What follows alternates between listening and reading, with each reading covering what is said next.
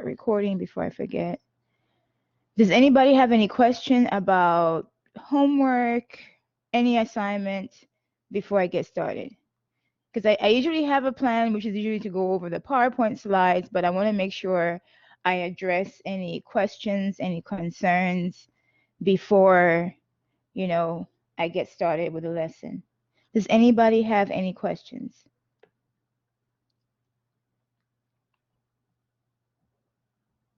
Homework, PowerPoint, anything that you've been encountering that you want me to clarify? And if not, I will go ahead and start with the lesson for today. Okay, so I'll give you guys a moment.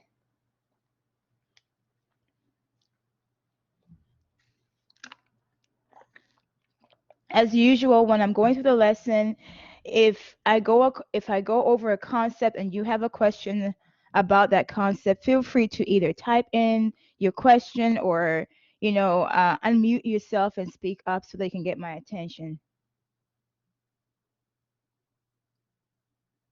The lab. Are you referring to the second lab, the lab about, hold on a second, let me navigate away from here. Measurement and uncertainty? Yes.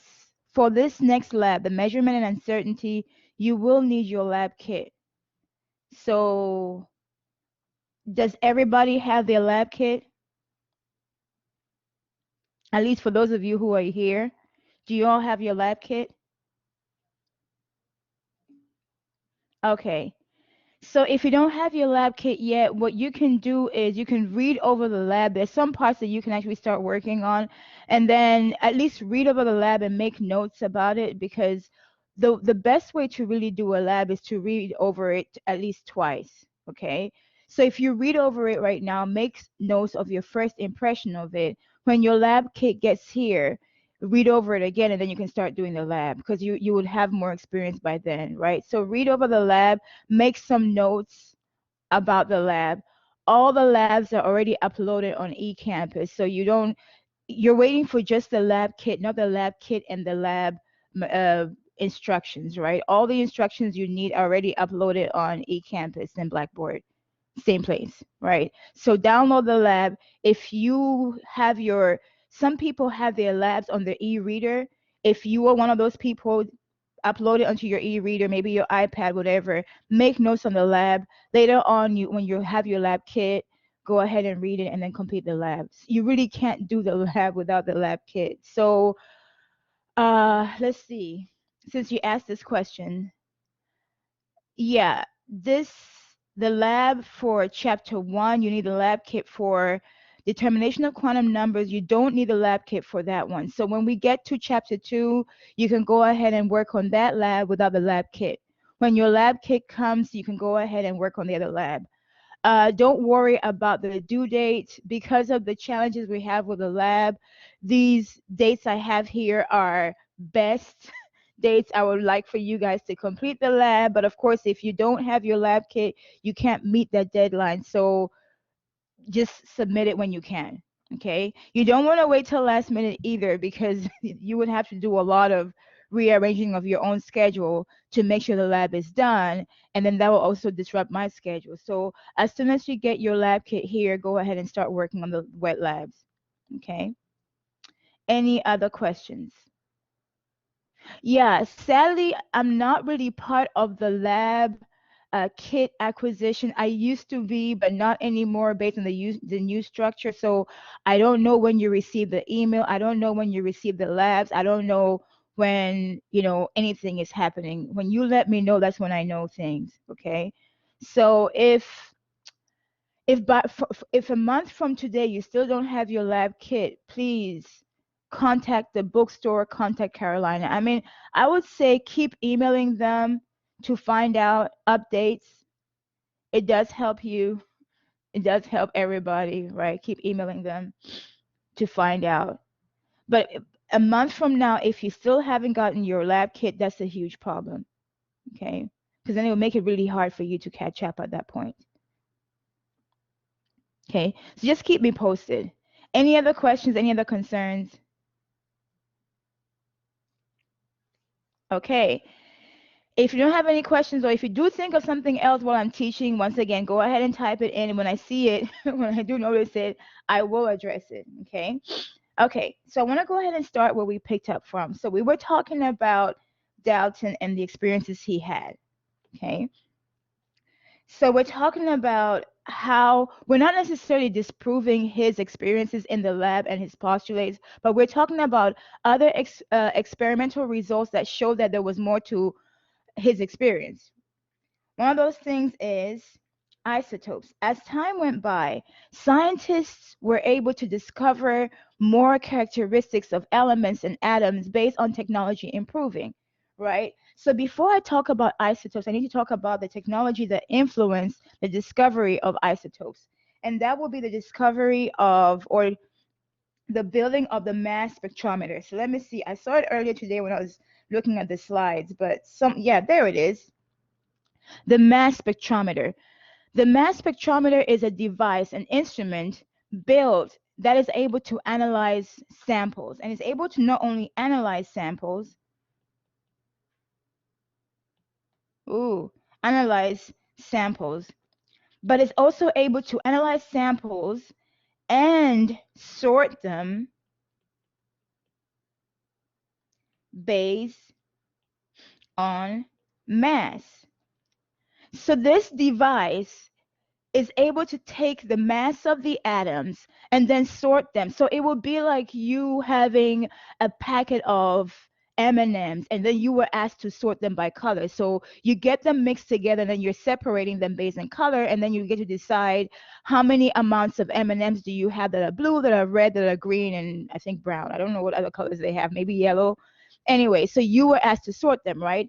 This device is able to separate atoms based on their mass, separates them, sorts them, and then communicates the relative amount or the relative percentages. Okay, so the ones that you have a lot of, it gives you a higher percent. So higher percent for more abundant isotopes. And then the ones, well, I'll talk about what isotopes are in a second. Then the ones that the scientists had less of course, you had a lower percent. And so with the discovery of this device, scientists were then able to go back and analyze and study, try to prove what Dalton said. So let's go back and recap what Dalton said. Dalton said that the atoms, so this is what Dalton said. I'm paraphrasing. Atoms of the same element are alike. And when he talked about them being alike, he meant in chemical and physical properties. Okay? So what he meant was if you took two atoms of the same element, they would be alike in every way that you can almost mistake one from the other. At least that's what he meant to communicate. Now, when scientists discovered this device, they were able to use it in the lab to see if what Dalton said was true. Well, they discovered that that wasn't necessarily true, because when they took atoms from the same element, some of them were heavier than the other. The size wasn't different, it was more about the weight. So their discovery was some atoms from the same elements were heavier than others. Okay, so let me try to summarize this in a blank page, because as I'm writing, I'm thinking, I could have done better. So I'm going to write expectation versus what actually happened. This reminds me of those memes where you have expectation, really, really nice dress, and then the real dress looks nothing like the nice dress, right? Anyway, the expectation was when they analyze samples. The samples here is talking about the atoms. from the same element, right? The expectation was they will get 100% of the same atom. Why did they expect this? They expected the atoms to have the same mass. So they expected atoms of the same element to have the same mass, because that was implied in Dalton's statement, right? So based on that analysis, if they were to draw a graph of their results, the graph will show this. So let me give you guys an example of an element. Let's say sodium, okay? Sodium has, for the atom of sodium, the mass is approximately 23 grams per mole. So if you were looking at, you have the mass here of the atom, you will have one sodium, and the percent here, this would be percent of the atom, will be 100, because you only have one type, okay? Well, the reality is they didn't just have one type, they ended up having many of the same element. So the reality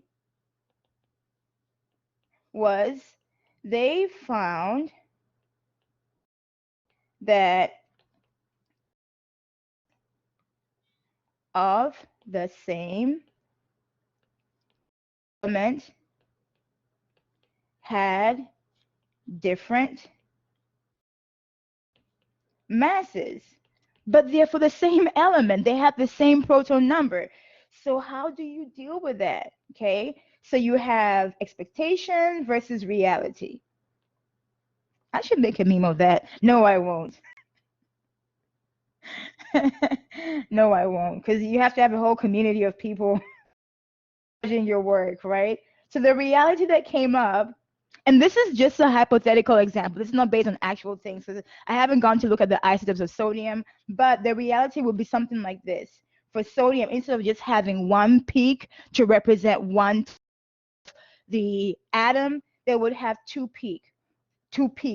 One will be, and one will be very long, okay, or very big. So the big one may be, I'm just making up these numbers, will be like 75%. The small one will be 25%. And together they do add up to give you 100. The large one will be 23 grams per mole. The small one will be like maybe 22, something like that. So the expectation was, from this conclusion, you have one atom. Okay. From this, there are two atoms, and it's the same element. So with that being the case, they have to reconcile two atoms of the same element. So what do they call these? You're the same atom of the same element. I mean, they're two atoms of the same element. The only difference they have is the mass. So that's where they came up with the term isotope.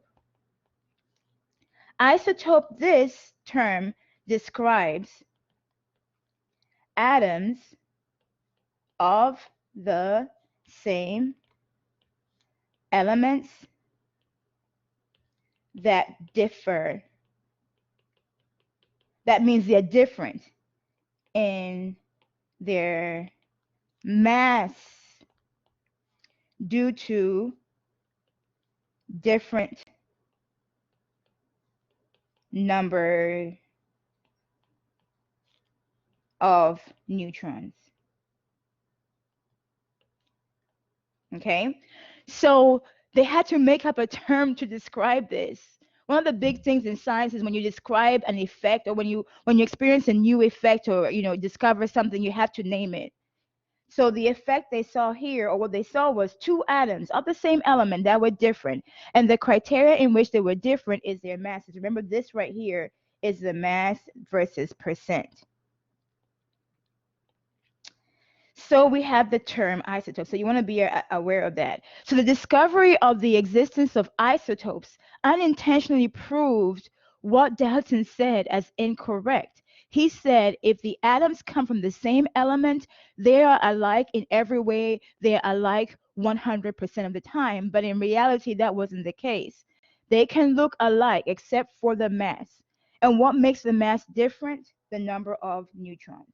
Okay, so this is the bottom line. I want to make sure I kind of write down the bottom line away from everything else that we're learning. That way, if everything else is overwhelming, at least you remember the bottom line. Okay, so make sure you know the definition of an isotope. You can identify isotopes when they're listed. I think that may be part of your homework. Okay, so understanding this now, we're told all atoms of a given element have the same number of protons, right? Remember, the proton is like the ID number used to identify the element.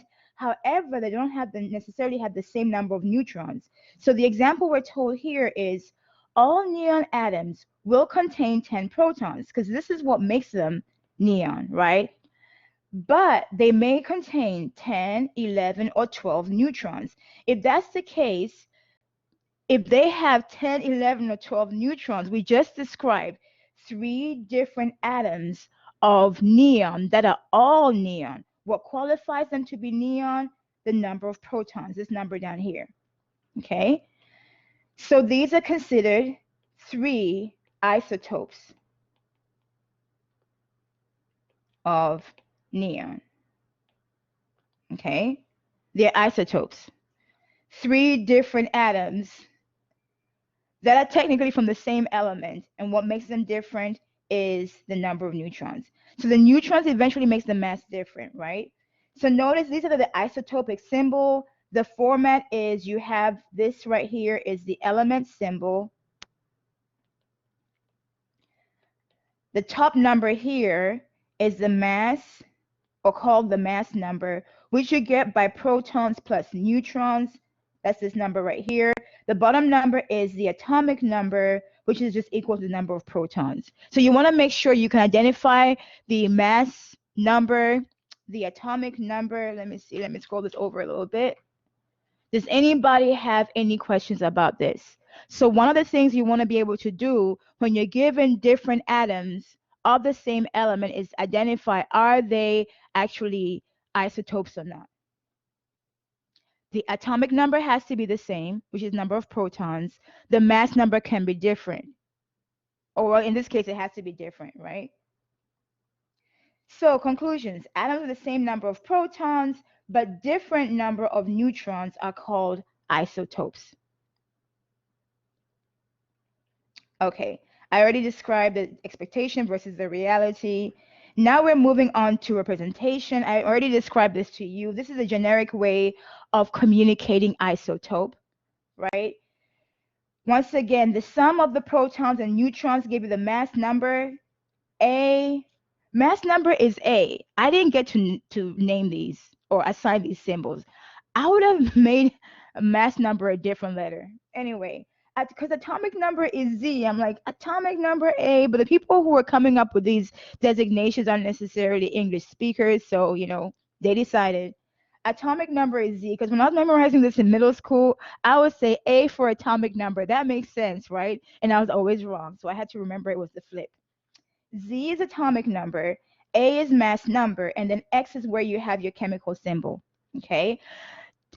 Be aware of the magnitude versus the order. I've been asked before, will it always appear like this, where the mass number is on top and then the atomic numbers on the bottom? Not necessarily. I have seen periodic tables where a majority of them have this order, but I've seen others where they have them flip. So you want to be aware of the different ways in which the scientists will communicate the same information.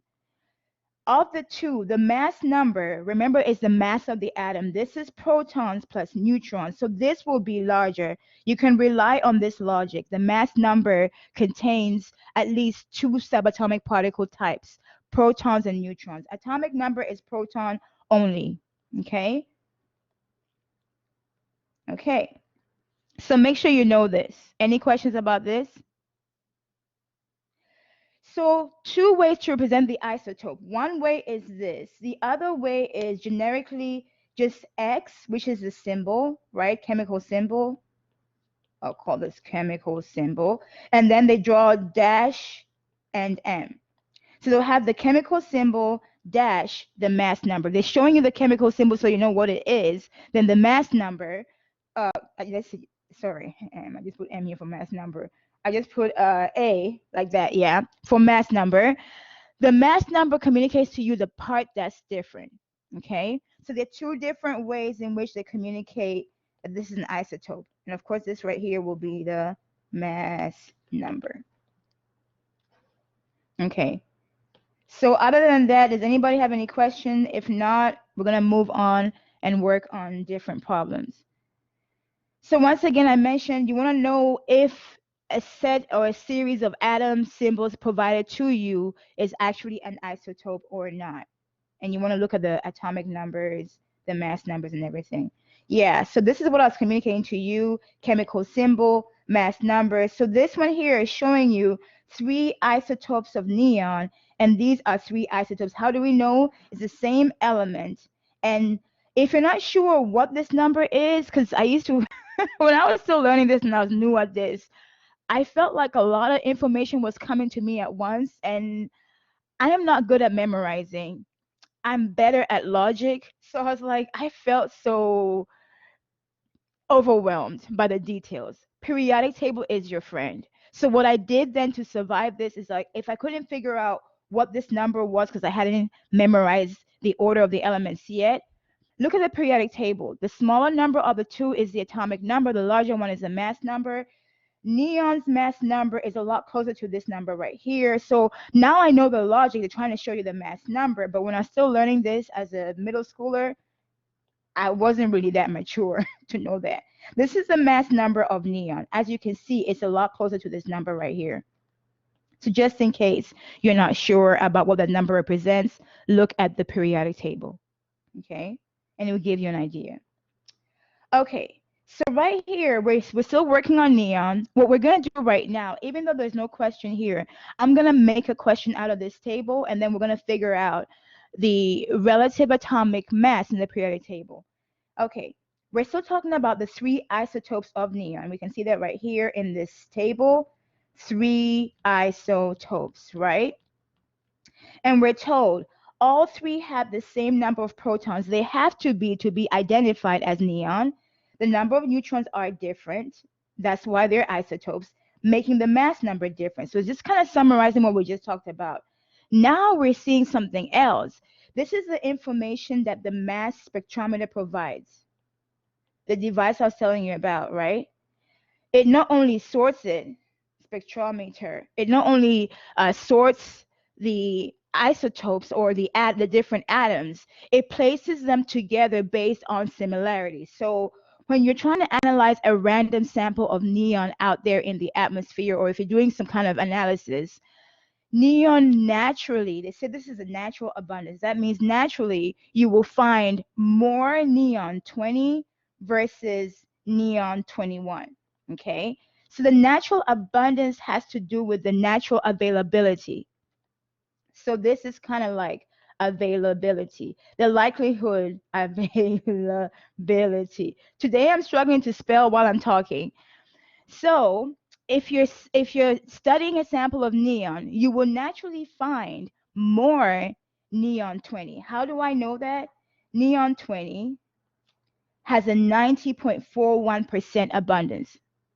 Okay, so if you had a sample, let's say this is a sample of neon that you found randomly out there, and let's say we had 100 grams of this sample.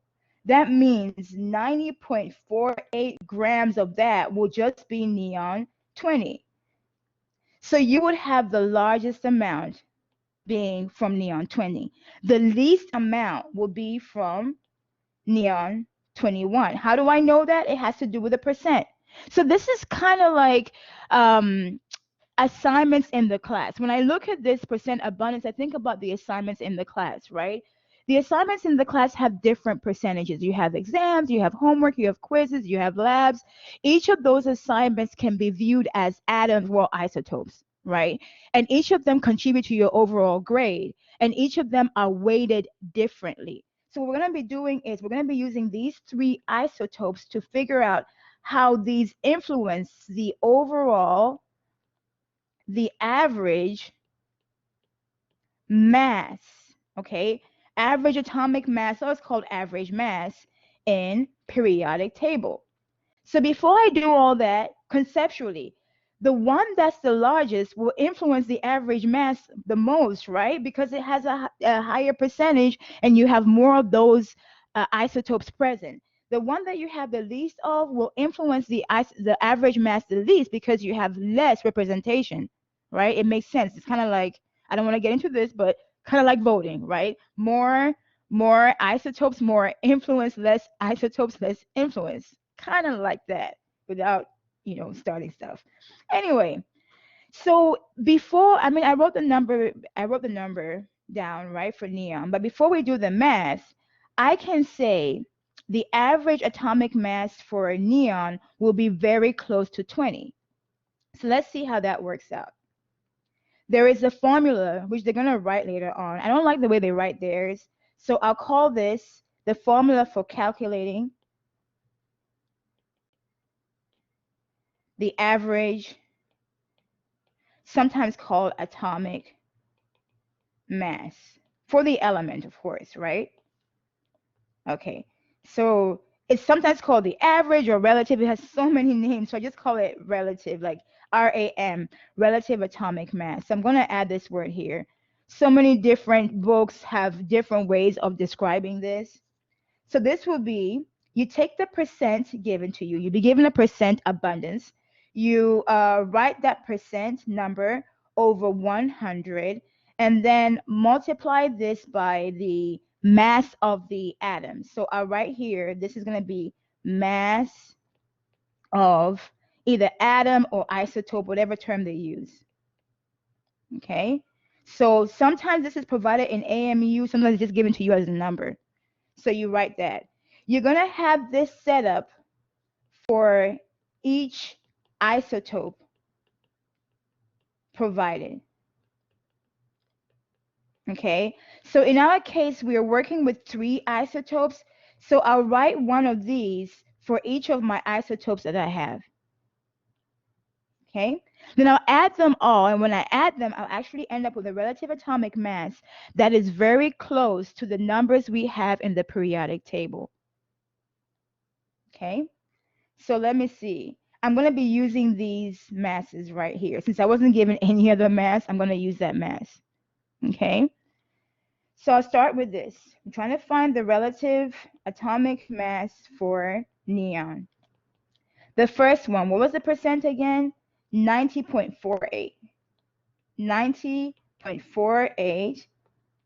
I did that part. Divide by 100.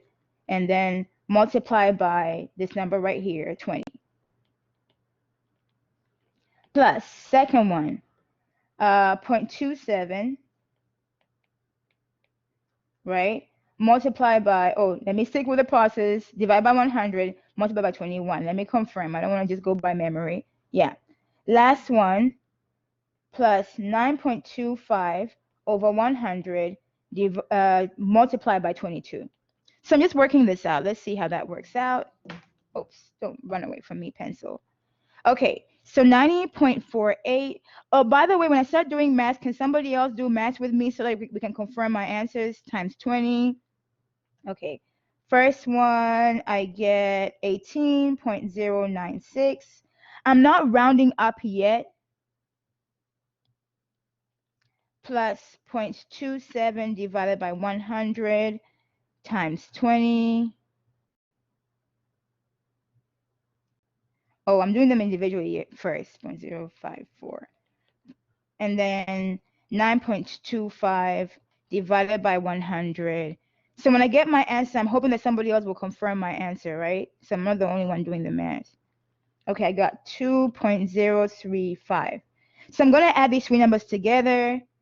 2.035, I still have that on my calculator, plus 0.054 plus 18.096. Okay, I get 20.185. Okay. Normally the units we use here is AMU. I've seen some books use U and other different ones. Once again, kind of flow with whatever the book is or the homework software or the exam. But be aware there's more than one unit. Oh, I meant to write or. Okay. Did anybody else get this number?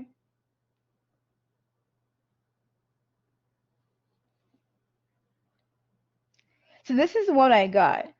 Now, when I look at my periodic table shows neon 10 and then 20.179. Okay, AMU. Now, these numbers are kind of close, but it depends on what isotopes you use. With the periodic table, whoever, or the second one, let's see, 0.27 divided by 100. That's where I may be off to one. Oh, look at that. The second time I did this, I got a different number. That's so weird. As soon as I press the wrong numbers, I do kind of have sick digits. So sometimes when I'm looking up and down, I press a different number. Thank you. So let me go ahead and erase this. That will make my number probably a little bit more closer, right? Plus 2.035 plus 18.096.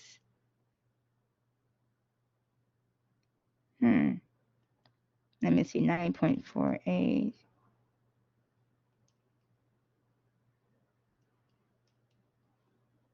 Okay, plus 0.0567.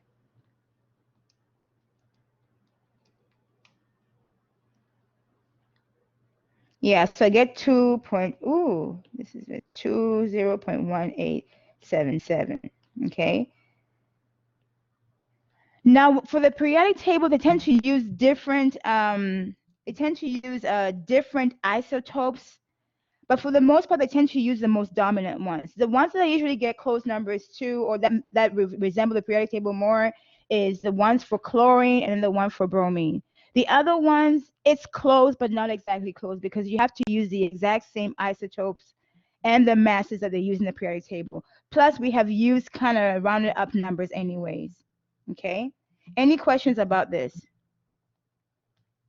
So this will be our answer right here. RAM. Make sure you know how to work this out. Now, when it comes to the isotopic symbol, I just thought about something because they talk about ions here. You want to be aware of how ions are written and things like that. So with ions, remember, with the ions just means that you have lost electrons. The number of electrons in a neutral atom is equal to the number of protons in its nucleus, designated by the atomic number Z. In a chemical reaction, however, a chemical change, atoms can lose or gain electrons to become charged particles called ions. So if you have a positively charged ions, they're called cations. Now, for right now, you don't necessarily have to remember the names of these. We'll talk about them in context later on. You just want to be aware that the element or the atom can lose or gain electrons. So you want to know ions when it comes to symbols, okay? So I'll say symbols of ions and how that changes, okay? So we're being told in ions, if you have a cation, you essentially have less electrons because electrons have been lost.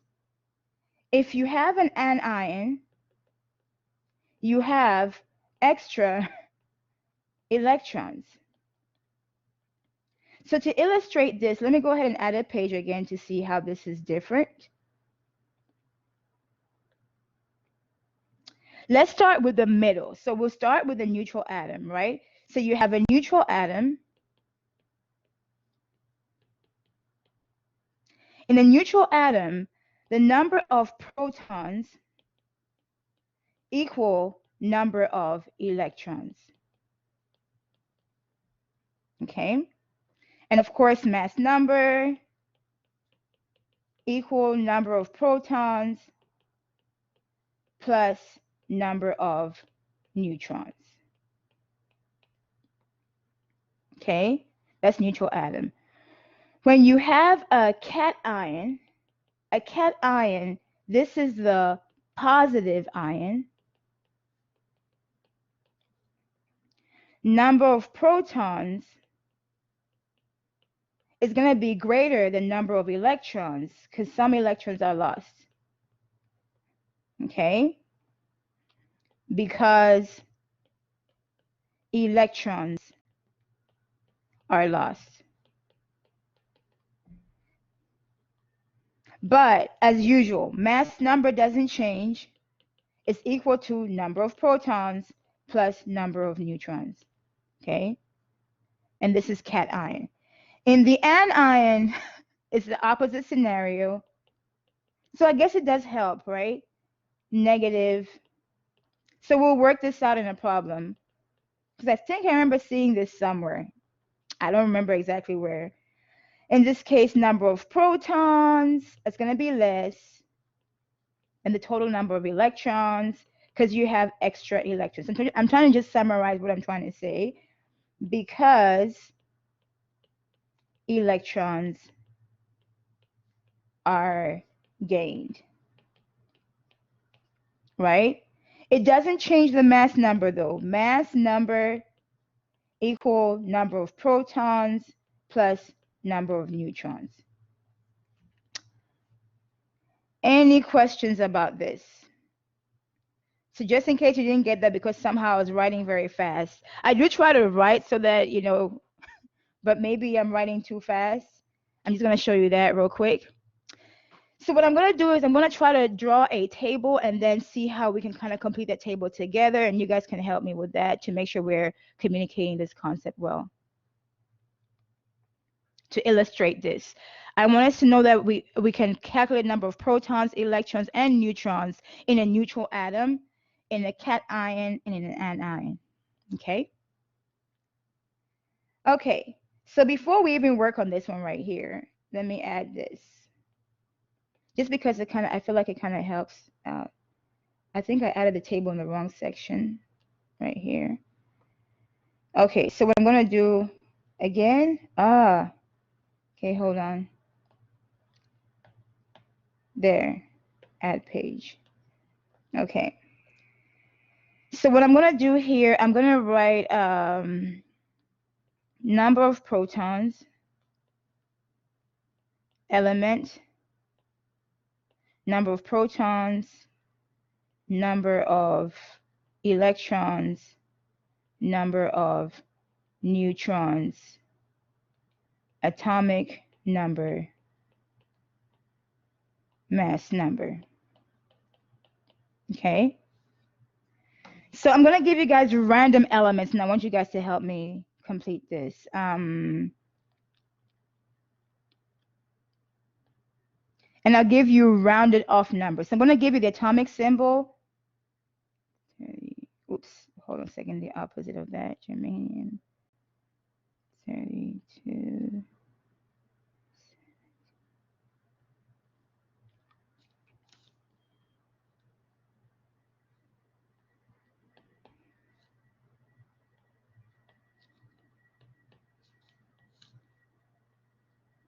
Then one last one. That's it. And then we'll continue with the rest of the slides.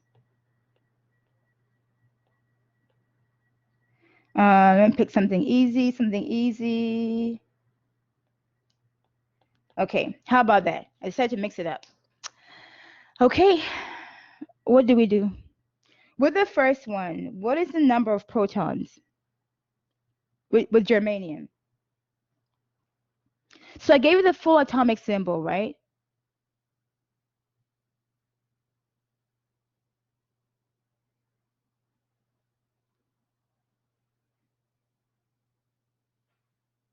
Anybody? So the P stands for number of protons.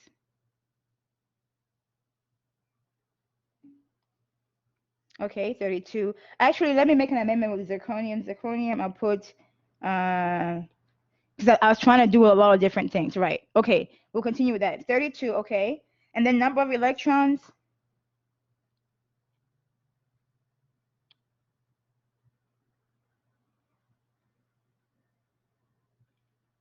Also 32. What do you think the number of neutrons are?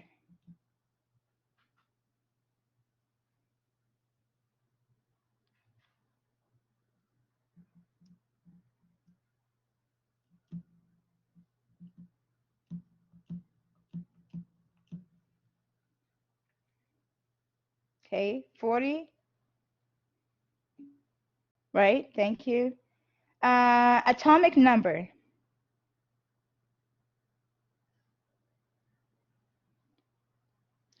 So what I usually do here, especially when I'm still learning it, is I'm like, okay, number of proton equal number of electron in neutral, right? And then what I'll do over here is atomic number equal number of proton. So kind of like a little cheat sheet for myself, right? And then mass number, I'll say this is equal to number of proton plus number of neutrons. So I like to write little cheat sheets for myself so that I don't have to like overthink things. And so I'm going to add that there. Does that help a little bit? Okay, so we got number of neutrons, right? You subtract the 2. Now atomic number. Should be whatever you have here, right? 32, the identifying number. Okay, what about mass number? That should be the top number we have here, right? The larger of the two, 72. You just add those two numbers. Okay, I wanted to make this a little bit more exciting for this next level here. What is our number of protons?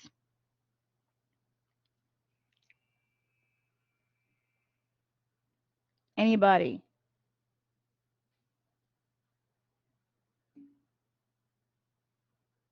The larger number of the two? Don't memorize the position. You want to memorize the relative value, right? And once again, if you're not sure, look at the periodic table and look at atomic number 91. The atomic number is only made up of the protons, is the smaller number of the two. So technically, was that a trick? Maybe. My periodic table has these flipped. That's what I'm trying to tell you. The periodic table I have here, it has these numbers flipped. So you don't want to memorize this location, right? Relatively, you want to memorize this value. So not necessarily, yeah, a relative value. So what I mean by that, the bigger number is the one that has the 2. So the atomic number here is 40. Because my periodic table has these numbers flipped. Okay. So once we have that, number of electrons, what do y'all think?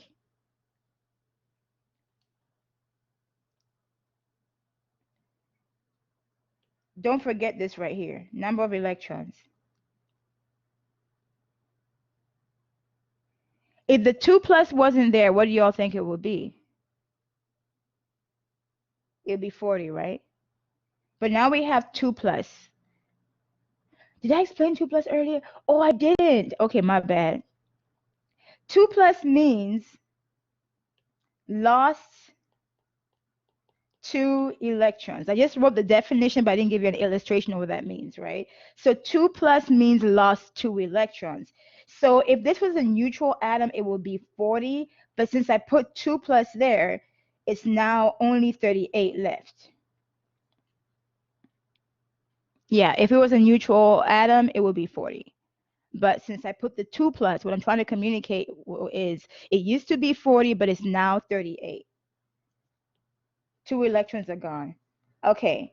What about number of neutrons?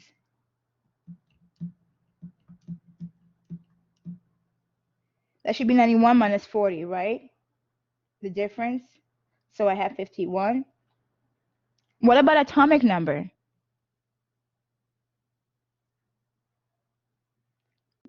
That should equal number of protons, right? So that should still be 40. And then mass number is the bigger number of the two. So that should still be 91. The mass number is not influenced by the number of electrons, I know. It's not. So it's still going to be 91. Any questions about that? The purpose of these things is to try to make sure that, because I think I'm communicating one thing, I want to make sure that it is communicated. So The purpose of these questions, once again, is just to make sure we're clarifying the little details, right? Okay.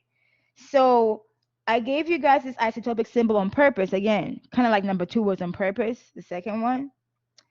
Now I have Ca, it's on purpose. So since I have this, let me write this on the side. On the right side, calcium 40 like that. This symbol is missing something that's important for me to be able to continue this. What part of it is it missing? So I'm kind of going to write it on the side like this in a more meaningful way. I'll put the 40 on top. What is it missing? The atomic number. Okay? So you want it, so since I have calcium 40 and there's one more number that you would want to have is missing, look at the periodic table and then find that number. The number that's missing is 20. You want to use that number. So I brought it back in because for me this is a lot easier than to try to think too much. I'm trying to make things easier. So we're right here. Okay. So once I have these here, then the smaller number of the two, not necessarily the one who is which down, the one that's smaller, it's going to be 20, right? Proton number matches number of electrons because this has no charge on it. So it's going to be 20. Also, proton number, let me tell you how I do this, right? I know if the element is neutral, these match. And then if, of course, this and this one here matches. So I'll just go and do the ones that match quick first, you know, just like that. And of course, neutrons is the difference here, 40 minus 20, which would be 20. Then this one mass number is going to be the larger number of the two. That's going to be 40. Any questions about this? Anyway, just want to make sure that we understood that part. And then if there are no questions, I will continue. So now that we've had a chance to work on that, we can now work on the questions they give us in the actual chapter. It's telling you here now, it's over atomic number, mass numbers, isotope symbols. What are the atomic numbers? Z, mass number A, and the symbol of chlorine isotope with 18 neutrons. Okay, we have to figure out atomic number of chlorine, mass number of chlorine, and the symbol of chlorine isotope. Okay, so we're working with chlorine. Here's the other thing I want to say. Atomic number is always the same. So as far as 1411 is concerned, atomic number is always the same. I mean, technically it's always the same all the time because the atomic number is kind of like a ID number. It codes for one element, right? So regardless of what it is. Now the atomic number can change in the nuclear reaction, but that would just mean it will now begin to code for a different element.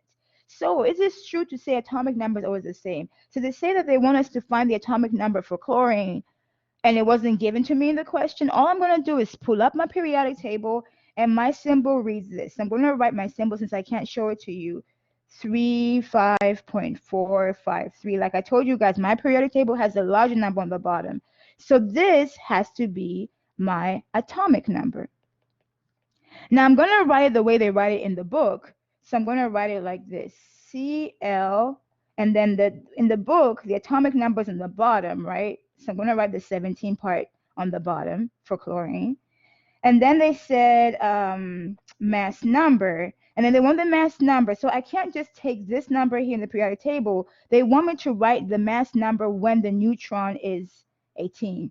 So proton is 17, neutron is 18. What is the mass number when proton is 17 and neutron is 18? So you're going to add these two.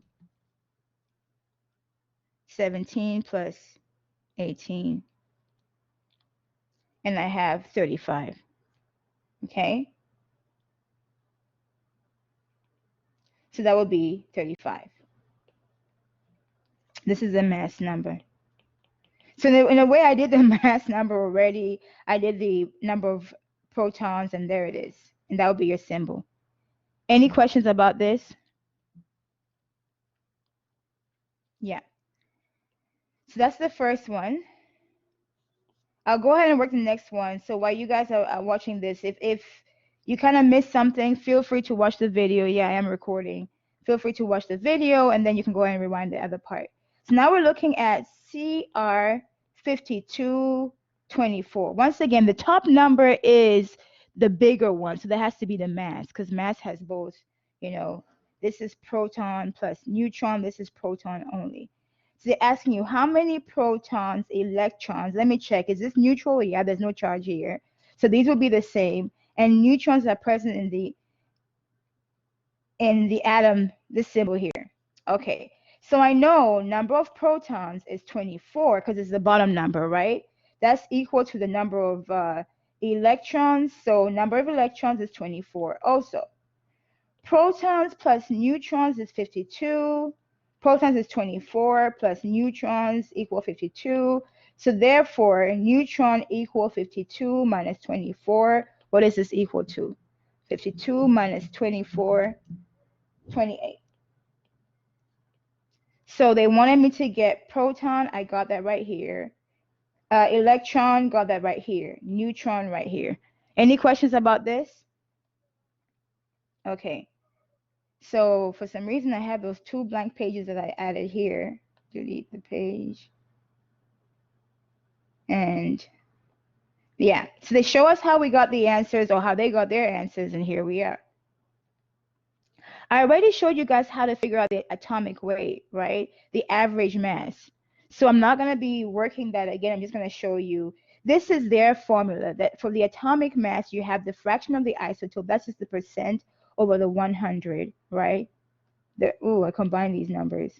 The percent over 100 times the AMU. You keep doing this for every isotope you have. They show that to you here, here, here. So I'm pretty much done with that. So we're going to be working out this problem based on the question they gave us. A naturally occurring chlorine consists of 75.77% chlorine 35. And then they give us the actual mass. So if they're giving you 2 masses like this, you want to use the AMU, the one that's more precise, the one that has more decimal places, versus the one that's rounded up. So here they want us to figure out the atomic mass. Atomic mass equal to, I'll start with the percentage, 75.77 over 100 times 34.97 AMU, right? So we got that part done. Plus the next number is 24.23 over 100 times, this is a more precise number, 36.97 AMU. The more precise the number, the more likely you are to get to the average in periodic table. Okay, so I have 75.77 divided by 100 times 34.97. For my first number here, I get 26.496. I'll write all the numbers, 769. Plus, let's see, my next number here is 24.23 divided by 100 times 36.97. I get 8.957831. I take this number, add it to my previous number over here, and I get 35.45 AMU for chlorine. When I look at my periodic table, what's my chlorine symbol? I'm going to write my chlorine symbol here to the right. I have chlorine, Cl17 on top, 35.453. Okay, so it's close to this number right here. Any questions about this process? So they work it out too, and they get 35.45. Okay, so I already went through the purpose of the mass spectrometry, so I'll skip over that part. The next part I want to work on is mole conversions. Okay, we talked about some conversions already in chapter E. Now we're going to be dealing with mole conversions. So I do have the conversion table right here that I downloaded.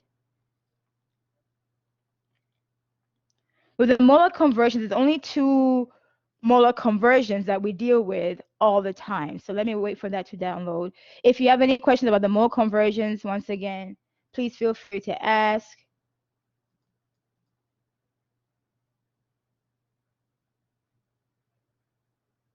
Oh, there it is. So I have this here. The mole conversions, as far as this is concerned, I want to make sure it's here.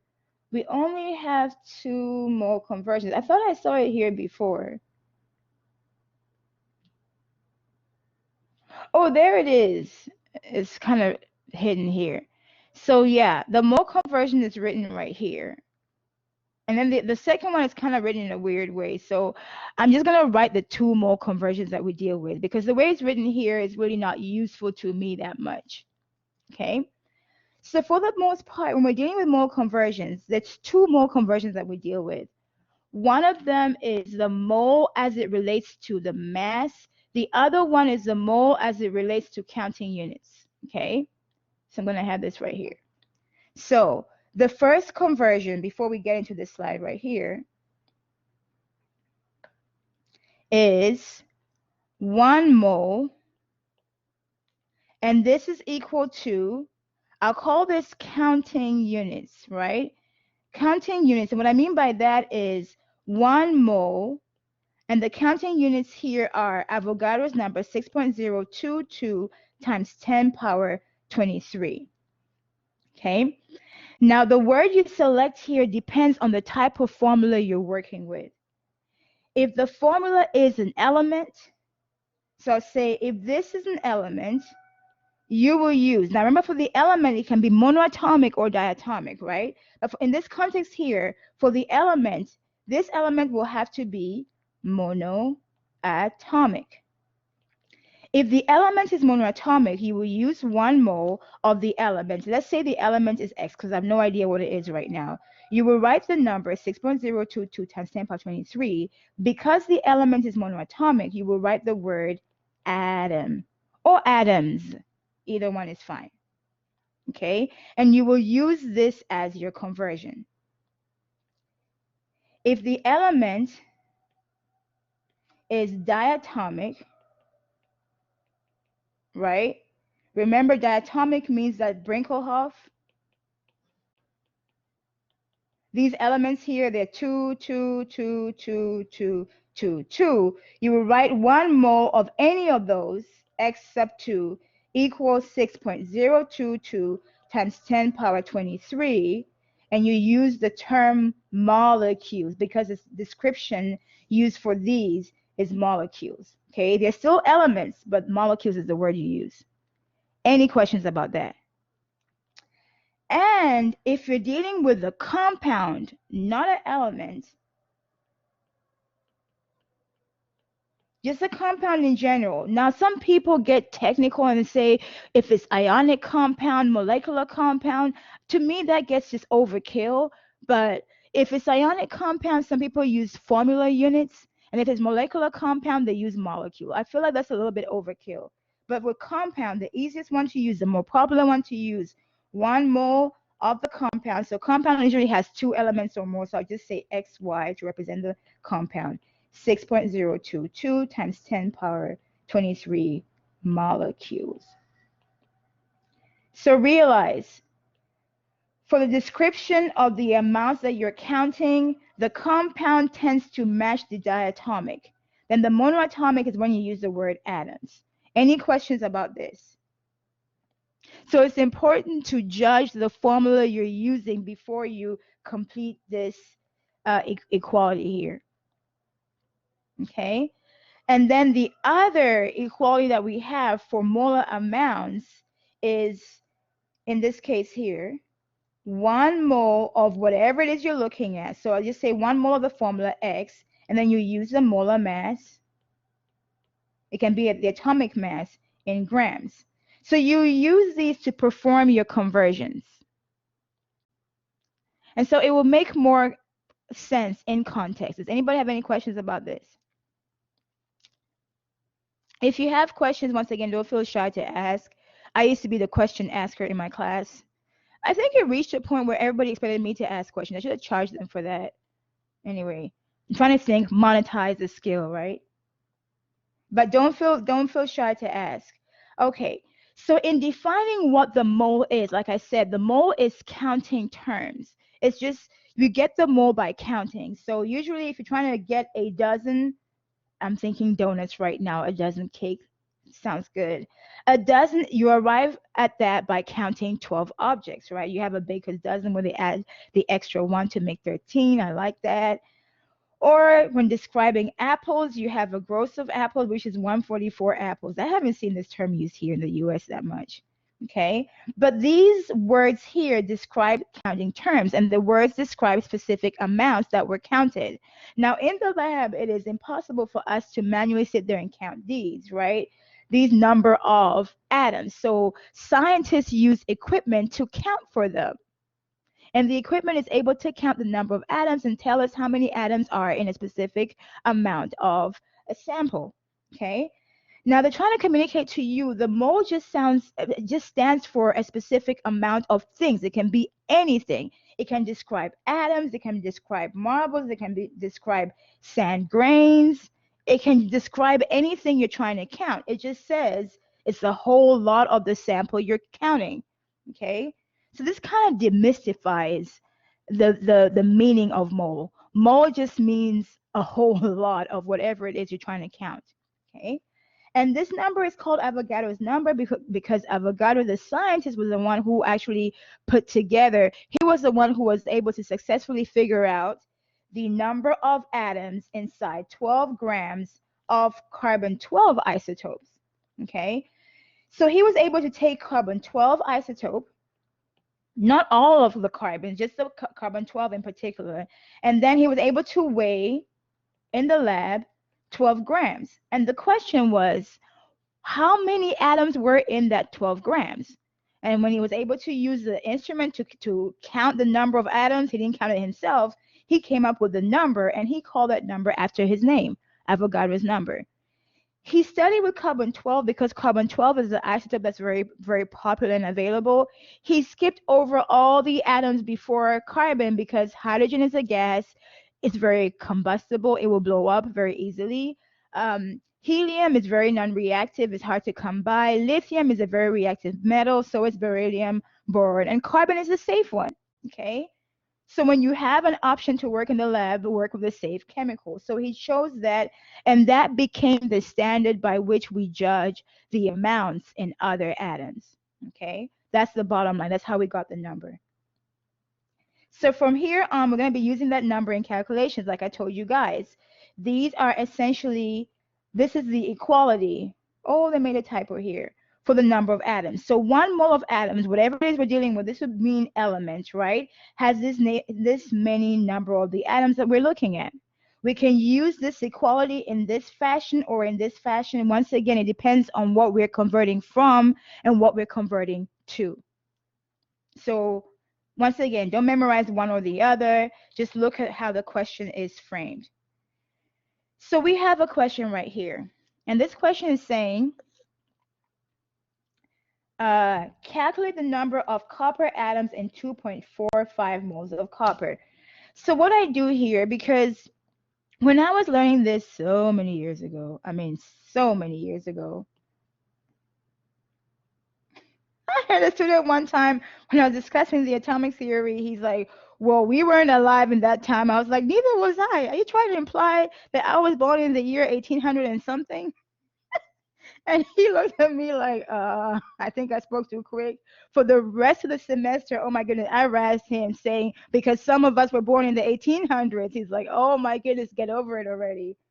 I didn't. It was just way too much fun. Okay, let me add this here. I'm like, there is no way I was born in the 1800s. Okay, why is it not copying? Hold on. I can do this. Copy, and then let me paste before I go anywhere else. There. Okay, much better. So what I do with this, when I was trying to figure this out back then in the days, I don't know why I struggle with this part. I just did. This is part of my journey. I struggle with figuring out which moles to use. I think I was so stuck on moles being molecules, okay? Which mole conversion do I use? So what I did then was just to use both. I will write the mole conversion, so it made it easier for me. So in this question here, we're told calculate the number of copper atoms. So what is wanted in this question here, before I write the conversions out, what is wanted is some number of copper atoms. So copper is not Brinkelhoff, so just Cu, not Cu sub 2, right? And then what's given in the question is the number of moles. So given 2.45 moles of copper. You can write as MOL, MOE, MOLES, either one is fine. Okay, so what I do here is, just to be safe, I write both conversions and it makes me feel better. So I write 1 mole copper equal Avogadro's number 6.022 times 10 power 23. And here, oh, I'm running out of space. Since copper is a monoatomic atom, right? I write the word atom based on the symbol. Copper is monoatomic, not diatomic. And then for the other equality, I write 1 mole of copper equal. Here's where I'm going to find the grams of copper based on the periodic table. So I grab my periodic table, which I have right here. Hopefully you can hear it. And copper has a mass of, where is it now? All of a sudden it's hidden. I can't see this very well. 63.546. Oh, I'm running out of space. Okay, that's good. Okay, so since I have the only 2 mole conversions I'll ever need, this is what I'm going to look at. Okay, that makes me feel a lot better already. 2.45 moles, I just write MOL, of copper.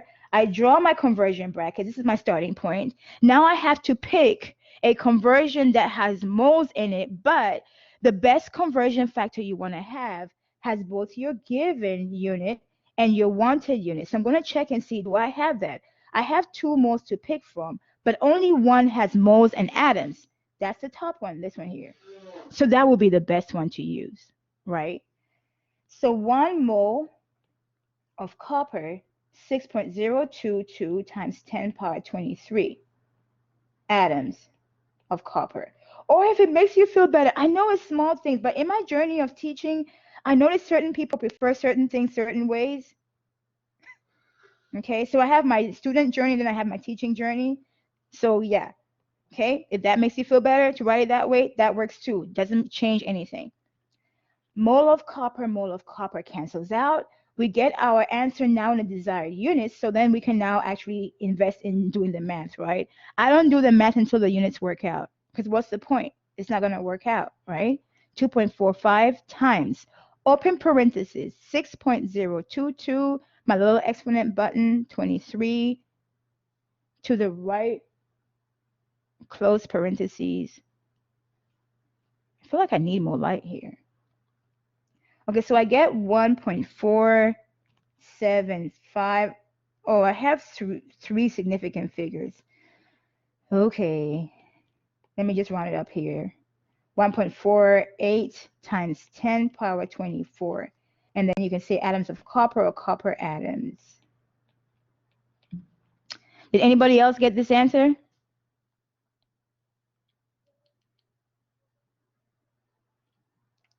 Okay. Oh, by the way, I use parentheses around my numbers, my scientific notation, to make sure my calculator understands what I'm saying, because if I don't, sometimes I get the answer wrong. It really matters how you input the numbers in the calculator, right?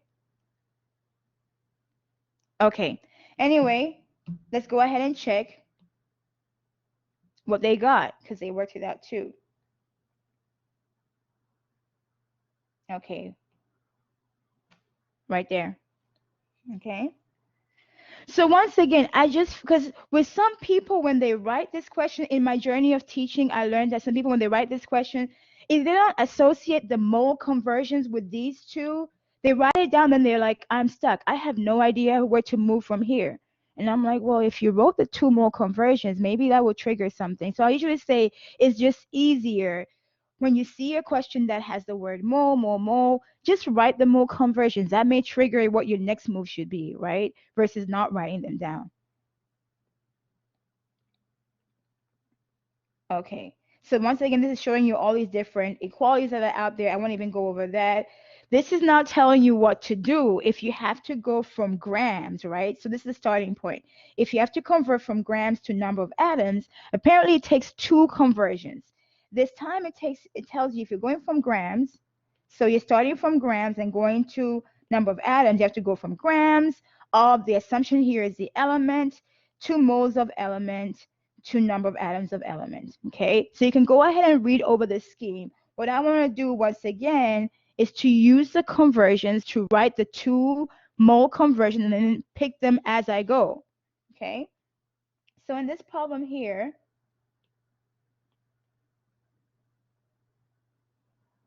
copy. Oh, I don't have the page open yet. Add page. Oh, okay. Okay. So here, I can read the question down here.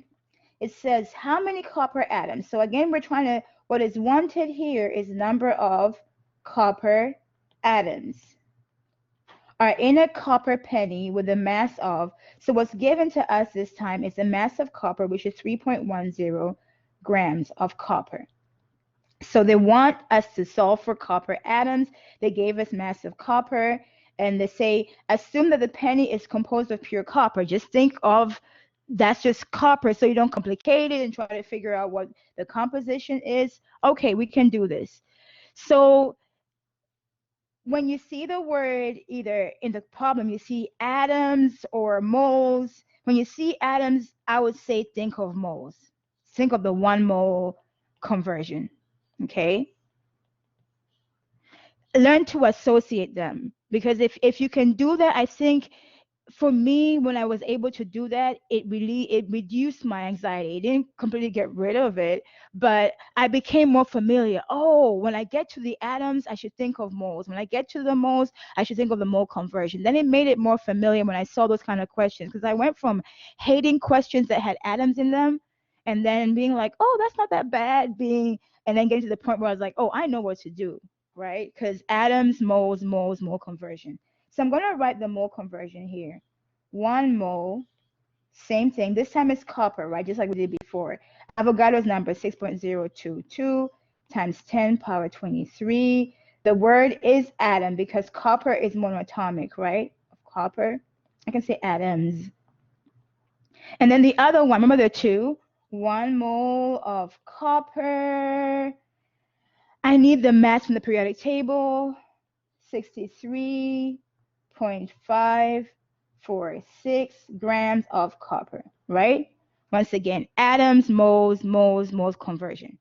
Okay, so I'm going to write what's given to me like as usual. You start with the mass that's right here. This is our given mass. So start with the mass, 3.10 grams of copper. We start with a given because dimension analysis, the given unit drives your next move. Okay, you're kind of like the responder. You're responding to the given unit. So since I have grams of copper, I have to pick one of these conversions. And I'm going to ask you guys. I have two conversions to pick from. Which one do I pick? The top one or the bottom one? What do y'all think?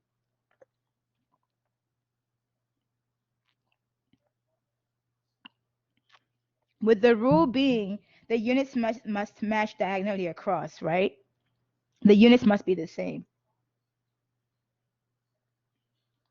And I can kind of, yes. So this has to be some number, gram of copper, right? So yeah, I'm trying to develop new habits of teaching, which is I write it down and I forget because I'm like I'm developing a new habit. Okay, I told you I'm very forgetful. So I got grams of copper here. So I have to use the bottom one because the bottom one is the only one that fulfills that criteria, right? 63.546. Then that has to go with 1 mole of copper. See? And then gram of copper now cancels out with gram of copper. This is now the unit that rules. Since I have 1 mole of copper, now I have to have mole of copper down here, and I get to pick the next one. So since I'm done with this, done, I only have 1 left. So this is going to be 1 mole of copper. I don't really have a choice. I'm going to have to use what I got. 6.022 times 10 power 23 atoms. copper. Isn't that what I wanted? Copper, atom, atom, copper, same thing. Yes, done. Mole of copper cancels out. And then, so when I work this out, my answer should work out, right? Because my units is in the right place, exactly where I want it, up here. So now I'll do the math. I'm going to write this out on the bottom. I'm going to do 3.10, multiply all the top numbers. Remember, I write this in parentheses. Find a way that works for your calculator based on the one you bought. Oh my goodness, my student in class one time had this really nice, expensive calculator, and she didn't have to do any of the parentheses, and I'm like so jealous. You want to buy this? I don't think so. I'll stick with my $10 calculator that I bought from Amazon that I'm very proud of.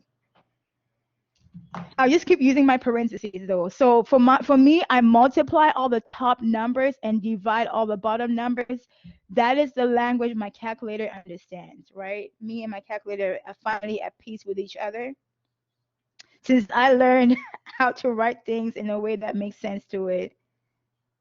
So 6.022 times 10 power 23 to the right, close parentheses, divided by 63.546. Okay, so here I get, in scientific notation, this is 3 sig figs, right? 2.94 times 10 power 22. I'll just say copper atoms. Yeah. So essentially, as far as the math is concerned, okay, in me doing this, I did exactly what they were saying here. I just didn't memorize this. Okay, I am not good at memorizing, not at all. So if I can bypass the process of memorization by figuring out the logic, it just makes things a lot easier. It doesn't mean I don't work hard. No, I do work hard because I have to figure out the logic. That in and of itself is like a mystery. I'm not very good at memorizing at all. But if something has a flow, it has a sequence, a rhythm, a story, I can do that. Okay, so I got 3 sig figs here, 3 sig figs here. Remember, your given number controls your significant figures. That way, it gives you the freedom to pick your conversion factors. Okay. Yeah, I really hope that you guys are getting more comfortable with this stuff. Not be afraid to explore when it comes to dimension analysis.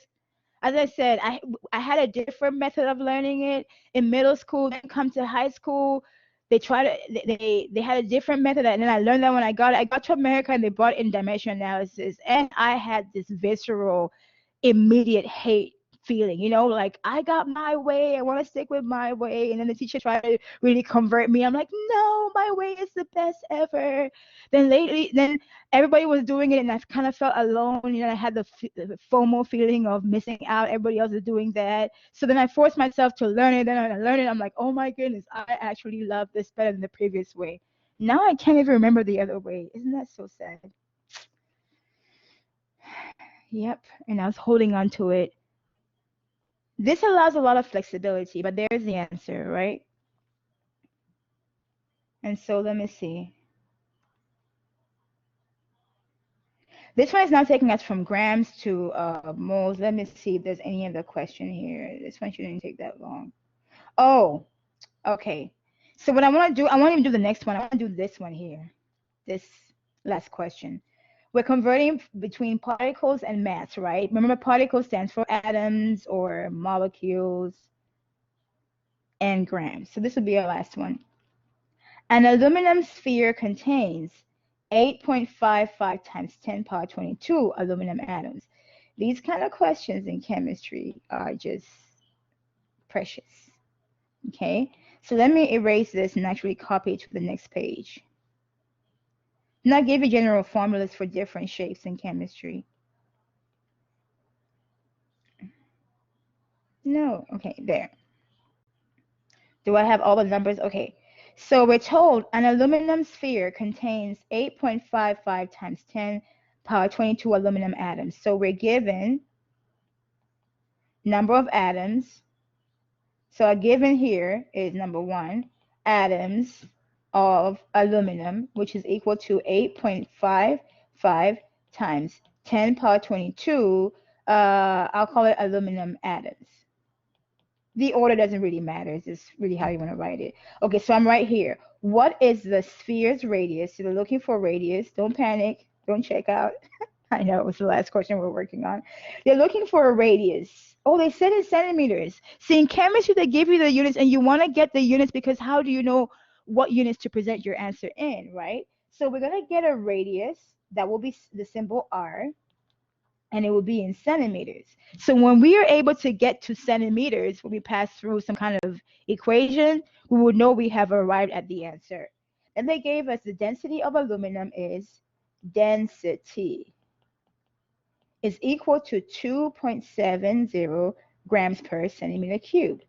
Okay, so even though I wrote this number down, I'm gonna erase it and write it in a way that makes me feel more comfortable.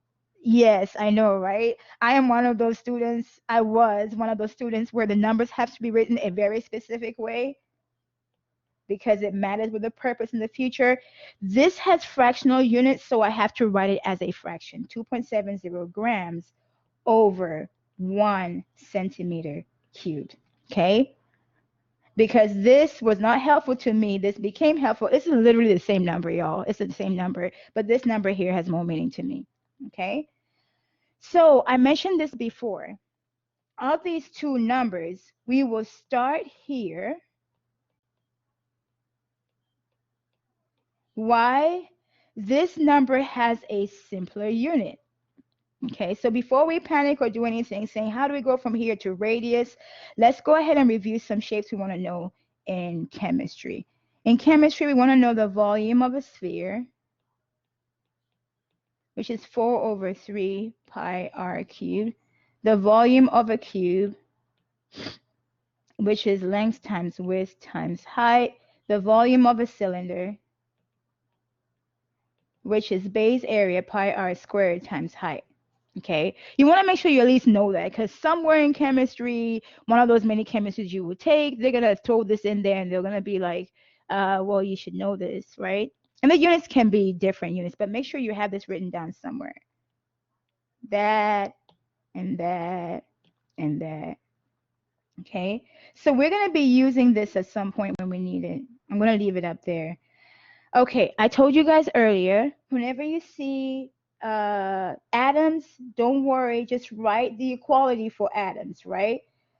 In this case, 1 mole of aluminum. Yeah, when you see atoms, think moles, right?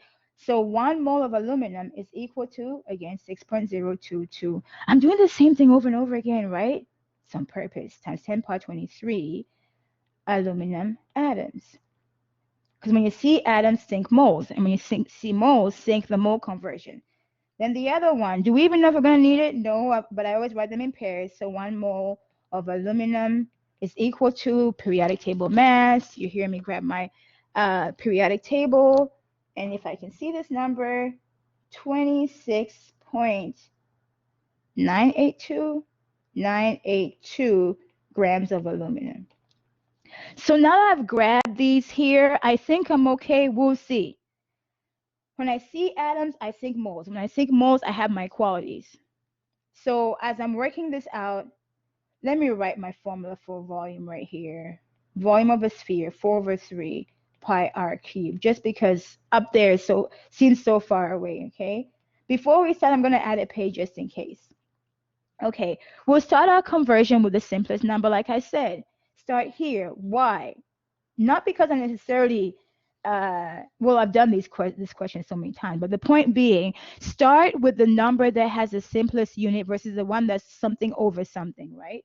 So I'm going to start with this. 8.55 grams. I mean, no, not yet. Times 10 power 22 aluminum. And then the unit here is atoms. Okay. Since I have aluminum atoms, we're going to go dimension analysis. Since I have aluminum atoms, what drives my next move? Let me try to make this smaller because it's easier for me to write bigger, but then I feel like I run out of space. I have so many things to pick from, right? There's a buffet of things to pick from here, but only one of my conversions has aluminum atoms in it. Do you all see that? Even though I can pick from here, I can pick from here, or here, or here, only this has aluminum atoms. You see that? So that's really the only valid choice. So right here, 6.022 times 10 power 23 aluminum atoms. And this goes with 1 mole of aluminum. So I just use this. Okay, this and this cancels out. Now what drives my next move is this unit here, 1 mole of aluminum. Okay, whatever I have here has to have mole of aluminum. So I go searching in my list of available things to use. Only this has 1 mole of aluminum. Everything else doesn't have 1 mole of aluminum, right? Well, it doesn't even have mole. That's what I was looking for. So I'm going to write 1 mole of aluminum here to 6.928 grams of aluminum. Okay. Okay, so in my modifying of the density, I forgot to do this for the density.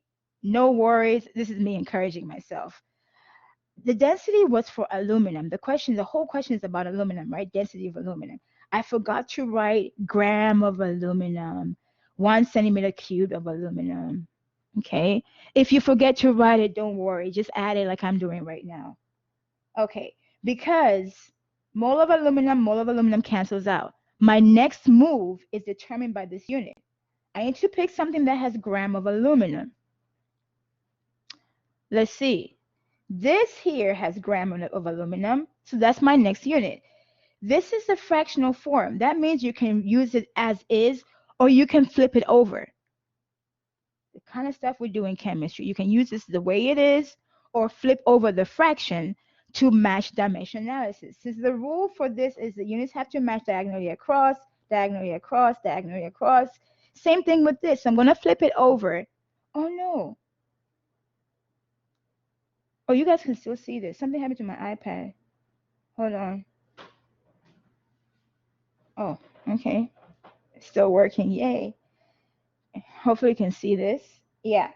I'm going to put the 2.70 grams of aluminum on the bottom. And I put my 1 centimeter cube of aluminum on top.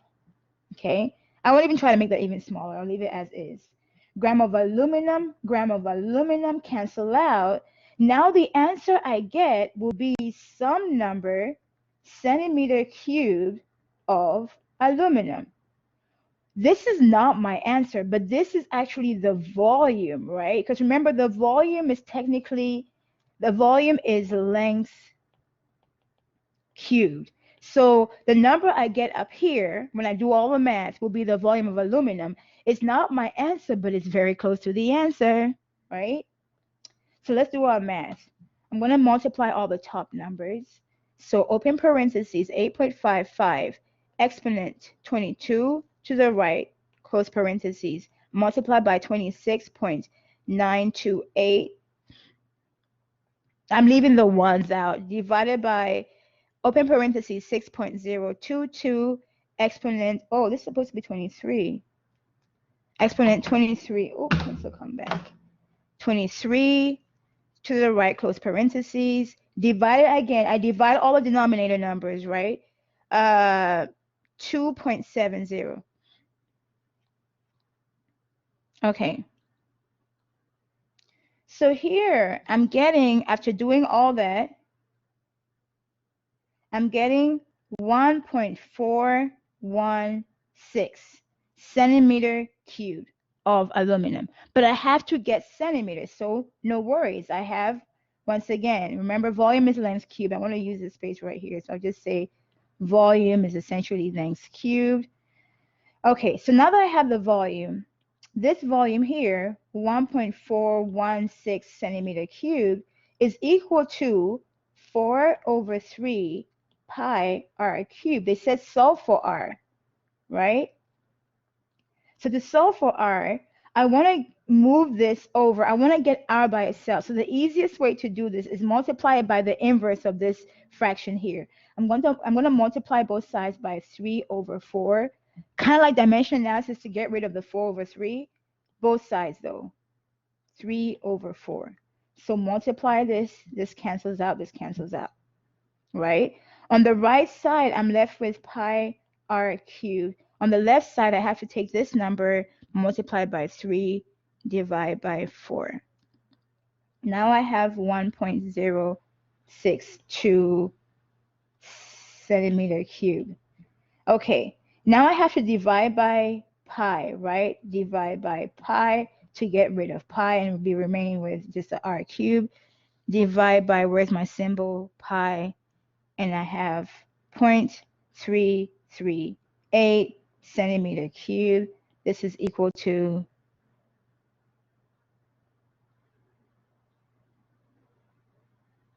r cubed. Let me make sure that when I got this number here, I did this properly. So this is that times 3 equal divide by 4. Yeah, same number. Okay. Divide by pi. I'm back where I was. Now I have to get just r, not r cubed, right? So you want to find the cube root function in your calculator, the cube root function, or take this number, power 1/3. So I'm just going to do mine like this and then make this number power 1/3. So I'll just take the number, the answer I have, hat 1 divided by 3, and close that and see how that works out. Okay, so I get my answer as 0.697 centimeters. Remember, you're cubing the number and you're cubing the units. So this is what you're going to be ending up with for your radius. 0.697 centimeters. Okay, now this is the answer I get. Your answer may be slightly different based on how they round it up, but y'all see how I got mine. So let me see.